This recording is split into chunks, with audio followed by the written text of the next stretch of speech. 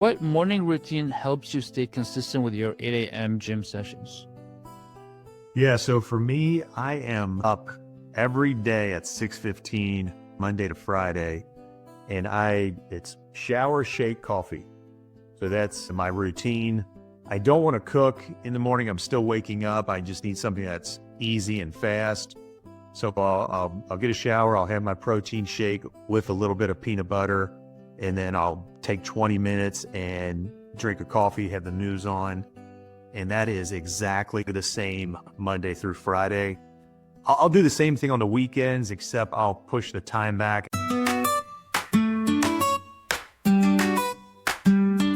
Welcome to Twitter Household. I'm your host, Mohammed Asfar. Today we're diving into an inspiring story of consistency and dedication.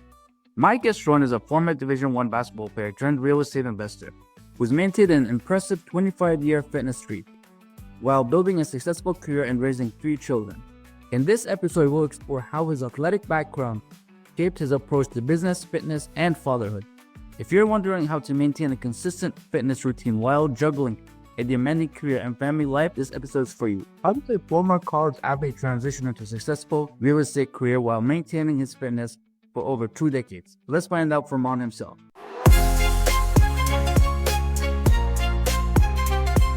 Taking care of your body is non-negotiable, especially as an element goal. That's why I trust BioSteel for clean hydration without the sugar crash. Use code MNYY1417 at checkout for up to 25% off.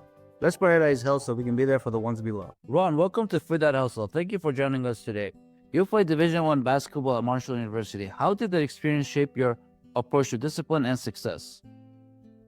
Yeah, so first off, thanks for having me on, Mohammed. I appreciate it. You know, for me, growing up as a kid, I always wanted to play college basketball and spent a lot of time practicing, worked very hard to achieve that. So a lot of time went into that, and it's something that, for me, I've carried that throughout my career where to me, it's proof. If you want something bad enough and you're willing to work hard enough and you're driven, you can achieve that. And I've used that throughout my entire career. So for me, that's, again, something I just carried along with me. That's great. That's great. After 16 years as a financial planner at Fidelity, what inspired your transition into real estate investing?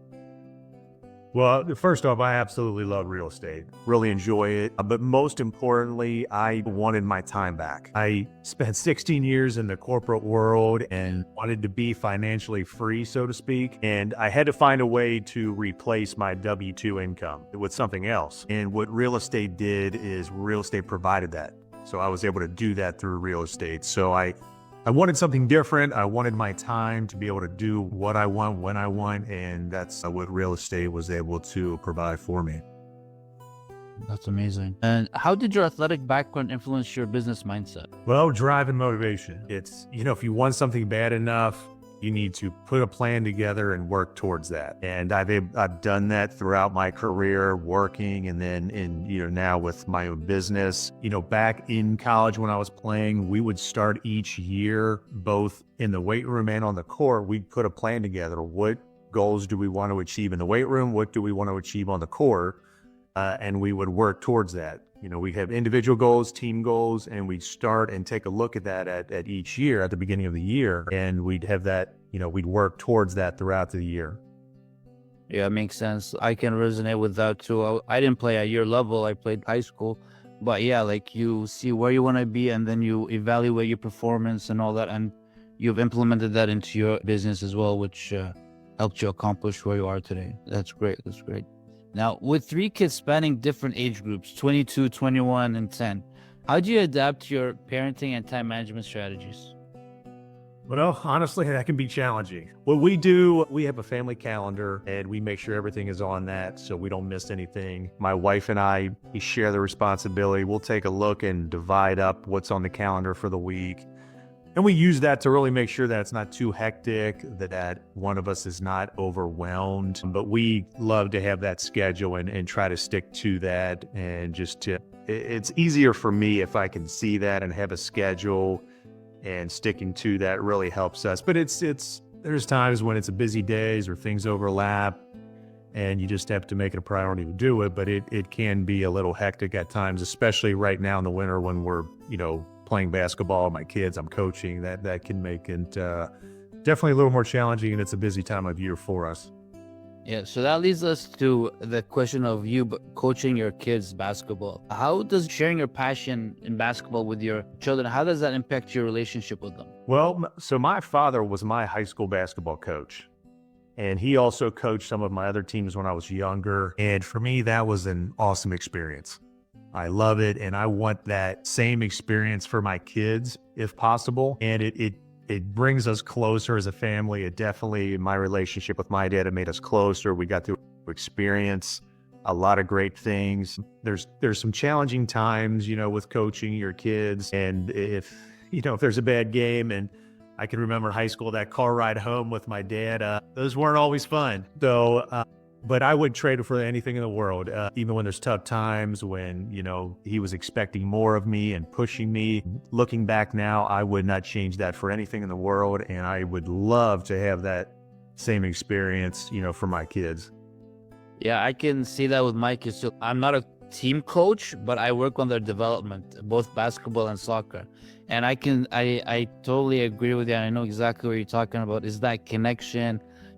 At least I'm there for them to emotionally, and not only just emotionally as a father, but also as a development coach. That's what I just work on with them, and it's sometimes it's hard talks. Like, I'm not always with them. Yeah, I'm your dad. Yeah, well, you had a good game. No, if you had a bad game, I'm gonna tell you had a bad game, because you gotta take it in, because you can't keep going out like this in the real world where, you think, oh, you just had a good game, and then you really didn't, because there's going to be a coach out there, whether you pursue this in college or in professional level, they're going to give you a hard talk. They're not gonna baby you. Yeah. So they have to learn that from now and appreciate it. And like I've had my kids as well. I had this thing as just as motivation, though. It's not just to pressure them. I tell them, if you miss a layup, you'll do a squat on the wall for 1 minute each miss, So then I saw one of them wasn't listening, it just doing whatever. And I'm like, you know what? That's done. I'm not gonna do it anymore. So today they're like, no, please do it, Dad. Do it. We want to do it. I'm like, are you sure? Is that what you guys want? Like, yeah. It basically. So what I said, it motivated them. It motivated them that yeah, I have something that I need to work on, and they felt that, yeah, I need this in my life, which is good. Like, I was very impressed. Like, I thought it was like, oh, they're gonna be like happy about it. We don't have to do it anymore, because sometimes they're doing 5 minutes, 10 minutes, like, it's hard, but I tell them, like, go up a little bit, but keep your knees a little bit bent, and then go back again, just to rest your knees, Yeah, you have to motivate them, push them and coach them. And I tell them, if I'm not coaching you and pushing you, or if some other coach is not pushing you, it means they don't care. Exactly. I want to push them and motivate them. And I tell them if they're doing something wrong, you're not doing it right. I tell them if they have a great game, they did a great job. But so when they're not doing things the right way, or they're not playing well, you have to get that across to them as well. Yeah, and we have to always explain to them, like, how they can do better too. Like, not just say, yeah, it was a bad game or a bad shot. No. Like, for example, the other day, my son had a match. It was like within the team, they had a game. He did really well, but he wasn't finishing. Like, the basket was in, but there were good shots. So I told him, you're doing everything great, but you got to finish, because at the end of the day, you got to win. So you gotta finish, but everything else was great. Your dribbling, your crossovers and all that, and your shot, they were on target. They were nice shots. They hit the rim, but you got to focus on finishing, because you're at that level, you're not just learning this now. Okay. You've been doing this for a while. So you got to be at that point now, because you got to level up. You got to keep hitting that next level as well. Yeah. And his coach told him the same thing. Yeah. I like to find, after a game, try to find 2 to 3 things that I point out that they did well. And then one thing that they need to work on that they just didn't do well or need to improve on, so that you're not just overwhelming them. Exactly. Yeah. Or, reinforcing that, hey, you're doing this well, but we need to work on this, or this could be better. That's definitely true. I agree with that 100%. Yeah. So you've maintained a consistent gym routine for 25 years. What's your current workout schedule like? Yeah, so right now I'm working out 5 days a week. Monday through Friday. I like to take the weekends off completely. What I do though, Monday to Friday, I typically work out each body part about every 8 to 9 days is the cycle. I will do some form of cardio at the end of every workout, whether that's walking or running on the treadmill. But I make sure to do something at the end of each workout, cardio-wise. And then the weekends, if I do anything on the weekend, it may be just a walk outside, but not at the gym. I'm not at the gym Saturday and Sunday. Yeah, like for me, I don't hit the gym. I do my own workouts at home. But yeah, weekends for me is a recovery. I just do 5 days a week, and then weekends I'm just off. And just like you said, just if anything, it's just a walk, whether out on the mall with the kids or walking outside or, just doing some errands or whatever. Yeah. I don't like to do any weight training, anything like that on the weekend. Yeah, that's great. So how has your fitness routine evolved from your college basketball days to now? Well, it's quite a bit different. I mean, while I was playing in college, there was a heavy focus on legs and core strength, as well as speed and quickness. We did very little upper body exercises. We did some, but not a lot. It was, lower body, a lot of squats, back squats and front squats, and your core strength was the focus. After college, all throughout my 20s, I wanted to be as big and as strong as possible. So I went heavy. I tried to put on muscle, put on weight. I was eating whatever I want and did no cardio. It was about bulking up and just being as strong as possible. That was in my 20s. Now, again, it's completely different. I'm not going anywhere near as heavy. There are certain exercises I don't do anymore. I don't want to have any injuries, anything.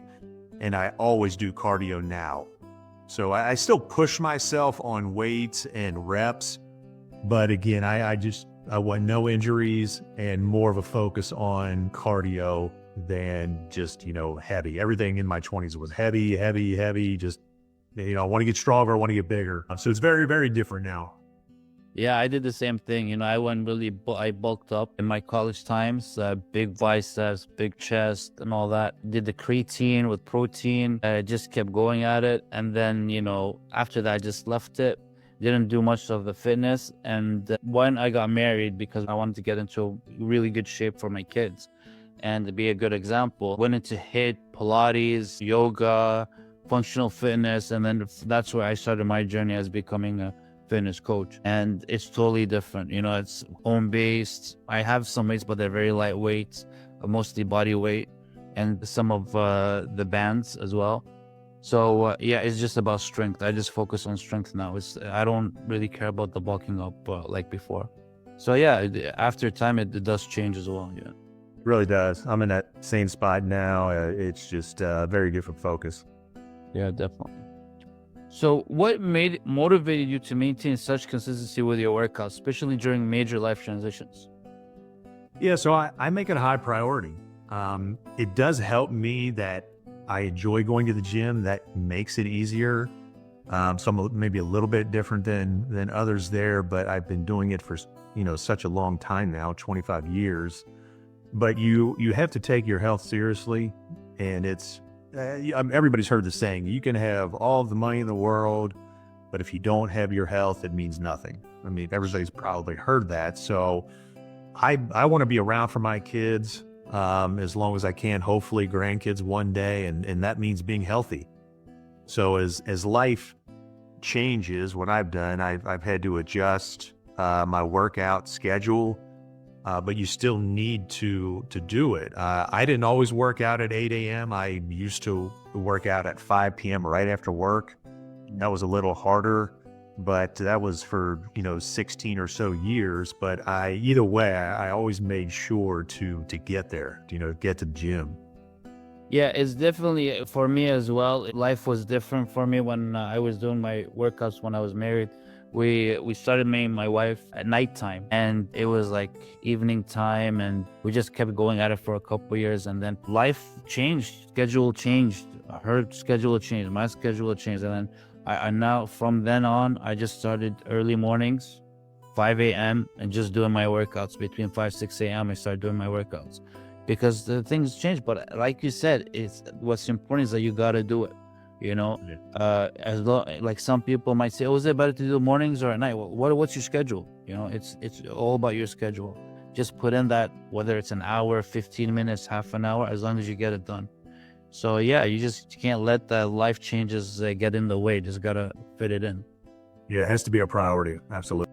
Definitely, I agree. As a former athlete, how has your nutrition approach changed over the years? Well, not now, not as many calories right now. I'm not as active. When I was in college playing, we had practice 2 hours every day, then the weight room.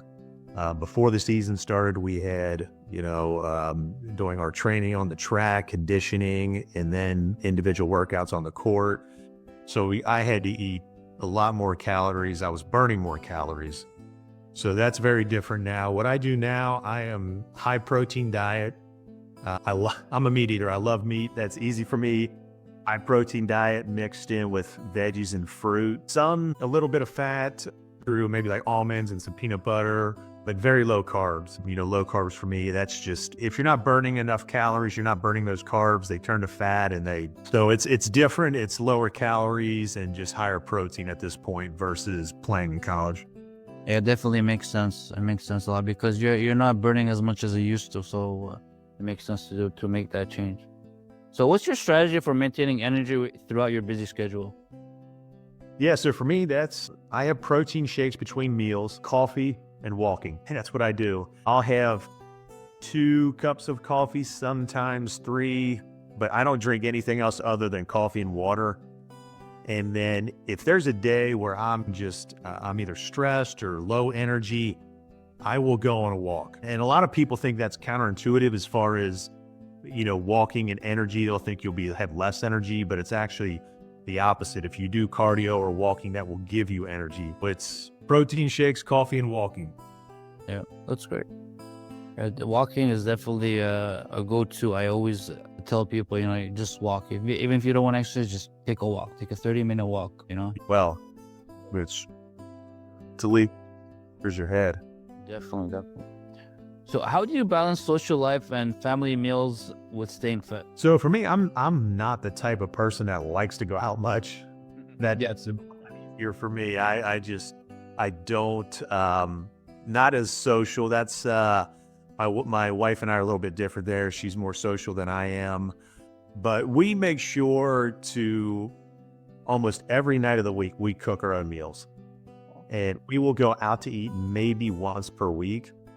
So we're cooking. We know the food we're eating, and it's healthy. And she does a great job cooking. I try to help as much as I can, but I'm not a good cook. So we cook our meals almost every night a week, and that's so much.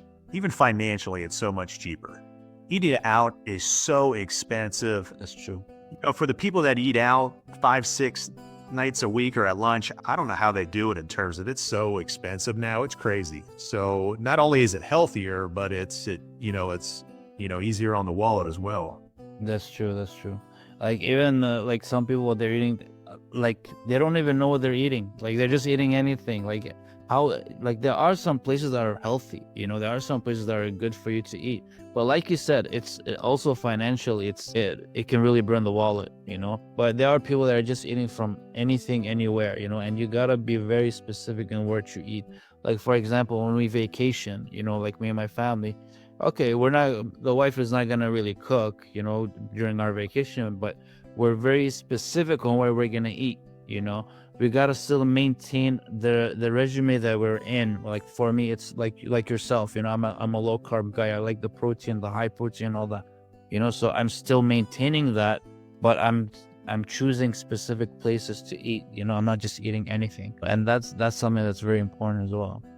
Absolutely. That's smart to do that. And we're very similar on vacations, trying to do the same thing. That's great. So what morning routine helps you stay consistent with your 8 a.m. gym sessions? Yeah. So for me, I am up every day at 6:15, Monday to Friday. And it's shower, shake, coffee.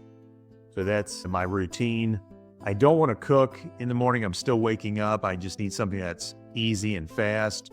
So I'll get a shower. I'll have my protein shake with a little bit of peanut butter, and then I'll take 20 minutes and drink a coffee, have the news on.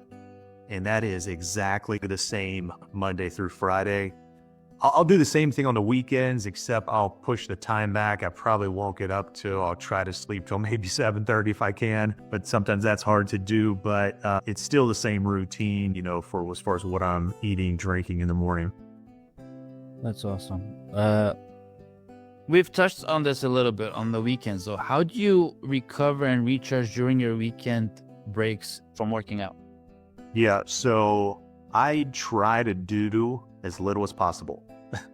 I don't want anything really on the schedule. We try to keep our weekends open, and that's more of a mental thing where we're not rushed. We don't have 3 or 4 things to do on Saturday or Sunday. We can just relax, take our time, and we'll do some things, but we don't want it on the schedule. In the summer, we'll sit by the pool and just relax, recharge. We do, and we talked about this earlier, but we will try to, if the weather is nice, walk each day. But that's just, we're not pushing ourselves there. It's just a nice walk. But my thing is, I want to do as little as possible, schedule open. That's it. However, it's more of a mental recharge, I guess. Yep, I agree. I do the same thing. Like even weekends, I don't even carry my wallet. I just leave it. Everything is on the phone now. I got all my IDs. I got everything on the phone, So I'm just carrying my phone and I'm leaving my wallet. Even my phone sometimes, I'll just put it on silent or I'll just turn it off. I'll just turn it on if I need to. It's just, I don't want anyone I need to recharge for the next week, because it's hectic. Absolutely. Just the schedule and not having anything. And I think that's a great point, to just leave your phone and not look at your phone. I try to do that working throughout the week for certain periods and hours, but that's a good point. Yeah, definitely. What advice would you give to dads struggling to maintain their fitness while building a career? Yeah, so I've actually had a chance, and I've asked a very similar question to a lot of successful entrepreneurs that had been for years, and that's one of the first things they mentioned is, okay, what's your health, fitness? What are you doing there? Start there. So if you make that a priority, your career will improve. It will be better. If you focus on your health and fitness, you're going to have less stress, more energy, a better routine. So making that a priority will trickle down to your career or business. But you have to put that, at the top if you want to be successful in your career. Yeah, and the thing is, like, I've had these talks as well, and a lot of them feel that they need to put in that 1 hour, and they don't have that 1 hour.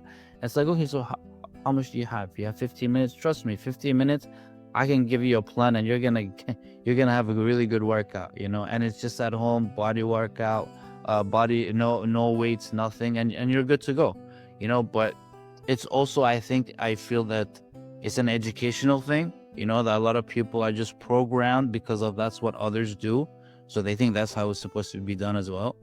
So if they give themselves a chance to have a talk with someone that has a little experience, that has like yourself, who's putting it as a priority, and you're putting, like, for you, it's an hour, and that's because of you. That's what you want, right?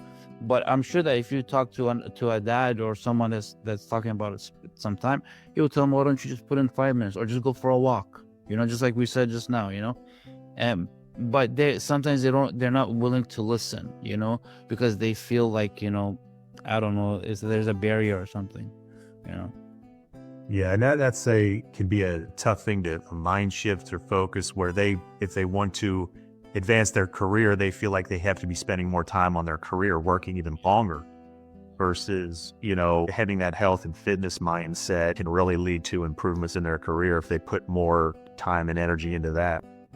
Exactly. Ron, you've built an incredible career in real estate, and I know you're passionate about helping others succeed in this space. Can you tell us more about your company, what it does, and how it helps investors? Yeah, absolutely. So our investors, what we do for them is we help create additional income and build wealth. And we do that by investing in real estate. And The real estate that we invest in, it's able to provide great tax benefits, great returns, and while being a really stable asset class and on the lower end, the more conservative end as far as that goes. And really the benefit to our investors is not just tax, the benefits and returns, but it's completely hands-off. It's completely passive. They don't have to do anything. We do that for them. And we really have a different take where we set the bar high as far as our investor returns go. We've looked at in the last year, over 100 deals that we passed on, and we could have made money on those for our investors, but it wasn't enough. So something that is different for us and how we stand out is that the bar is set higher for our returns for our investors. And if the numbers aren't there for our investors, we don't do the deal. And that's something that's really helped us to build and grow. So when you say hands off, it's just that they just provide the amount and then you just take care of the property management and everything else, or how exactly? Exactly. They will obviously fund the deal. We do everything from acquiring the deal, closing the deal, managing the asset throughout the life of the asset, providing tax returns every year. It really is completely hands off. Most people do not want to be a landlord. If you talk to people, they try to avoid the 3 T's: tenants, toilets, and termites. So they want no part of that, and I get it. I've been dealing with that for over a decade now. So they can do that where they're just going to sit back, collect the income, grow their wealth, and we take care of that for them. Okay, now we do have some international listeners. You're based in the States. Anybody that's international, is this open to anyone that's international or just U.S. residents? I believe it is. That is something that we'd have to run by our attorney, but I believe it's possible. There might be a few extra steps involved, but I think we're able to do that. Okay, that's great. That's amazing. Where can listeners go to learn more about your company and connect with you? Yeah, so the best place to start would be our website, which is Bluegrass Wealth Ventures with an S on the end.com. Bluegrasswealthventures.com. You can contact us through the website. The website really lays out the steps and exactly what we do. You can also contact me. My email is ron.dawn, DAWN, at bluegrasswealthventures.com. But again, you could also use the website, but that's the best place to start. Okay, great. Thanks for sharing that, Ron. I'll make sure to include those details in the show notes so listeners can easily find you. Thank you. No problem. How do you hope your commitment to fitness influences your children? Well, so, we talked about a lot of the benefits of working out, the positive impact it can have on people. I feel like if they see me doing that, I believe there's a much higher likelihood that they'll do it as well. So I hope they do the same. I try to lead by example. I've seen that. My mother and father, my mother is 70 years old. My dad is 68. They go to the gym 6 days a week. They've been doing that forever. So for me, I've seen my mother and father go to the gym and talk about working out my entire life. And it was always something that I felt like was a normal part of life. And everybody does it, even though everybody does not.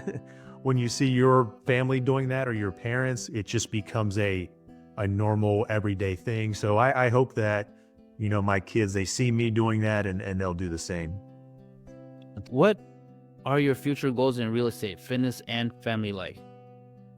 Yeah, so from a real estate standpoint, we set goals every year. We really hope to just each year do 2 really good deals in terms of just strong returns. I mentioned earlier, there's a lot of deals we look at every single week and we pass on those. So we're just looking for really just 2 good solid deals every year and just growing our investor base organically from the inside out. As far as fitness goes, that's a little different each year. This year, I would love to lose fat, burn fat, and add a little muscle. I think a lot of people probably want to do that. That is challenging, but that is my goal for this year, is just to drop some body fat. From a family standpoint, we would like to spend more time together. We enjoy outdoor activities.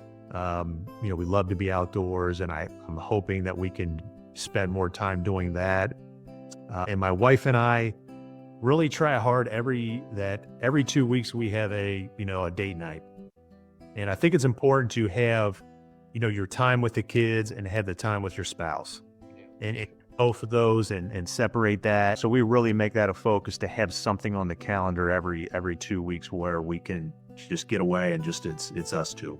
That's great. What legacy do you want to leave for your children regarding health and success? Yeah, so I want them to, I hope they understand and see the importance of health and fitness and, start early. I mentioned if they see me going to the gym, I think that's something that, again, they'll understand is important and leading by example. Financially, I am trying to, and I've sat them down and trying to teach them early that you build wealth with assets. And I don't want them trading their time for money at a 9-to-5 corporate job forever. I did that for over 16 years, but I want them to understand that the way you build wealth is with assets. When you acquire assets, you build the wealth and you create income. And if you're able to do that, you're free forever. You're financially free. Something that I've always, that stuck with me is a job. If you have a job, your job pays your bills. Assets pay your lifestyle. And that right there is exactly what I'm trying to, and hopefully can just get across to them.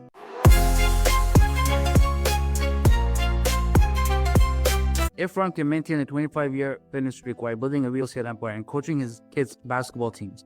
You can find time for your health too. His journey from Division I athlete to successful businessman and involved dad proves that consistency beats intensity. Whether you're a former athlete looking to reclaim your fitness or a busy dad starting from scratch, it's never too late to prioritize your health. Ready to create your own success story? Book a call with me today and let's design a fitness strategy that fits your schedule and goals. Like Ron says, your health should be a top priority. Just 1 hour a day can transform your life. Let's make it happen. Thank you, Ron, for sharing your incredible journey with us. I hope every dad listening feels inspired to prioritize their health. Before we wrap up, I want to remind you that Ron's company helps investors succeed in real estate. If you're interested in learning more, visit Bluegrass Wealth Ventures.com or check out show notes for links. And thanks to BioSteel for powering this podcast. Staying hydrated and energized is key, especially for busy dads. Use code MNYY1417 for up to 25% off your next order. Don't forget to like, subscribe, and share this episode with a dad who might need to hear this message. Until next time, stay strong, stay connected, and keep hustling.